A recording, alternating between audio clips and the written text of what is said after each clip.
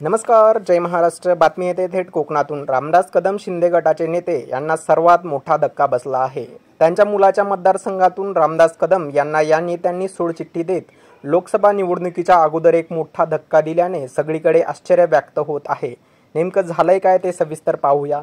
रामदास कदम हे कोकणातील खेड येथील महत्त्वाचे नेते शिंदे गटाचे मानले जातात, परंतु त्यांचा वर्चस्व आता खेड या मतदारसंघात राहिलेला दिसत नाही।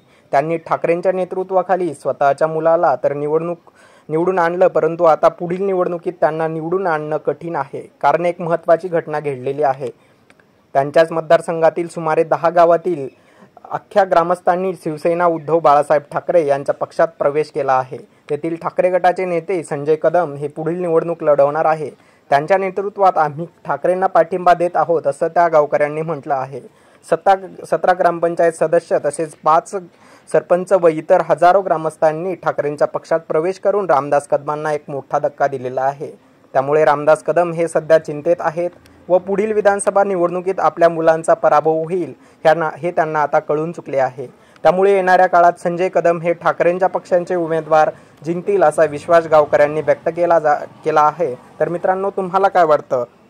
रामदास कदम यांनी जी अगोदरची ताकद होती ती ठाकरेंच्या नसल्यामुळे कमी झालेली आहे का? आपल्या प्रतिक्रिया कमेंट बॉक्समध्ये नक्की कळवा। आणि तुम्ही जर आपल्या यूट्यूब चॅनलवर नवीन असाल तर आपल्या यूट्यूब चॅनलला नक्की सबस्क्राईब करा आणि सोबतचं बेल आयकॉनसुद्धा प्रेस करा।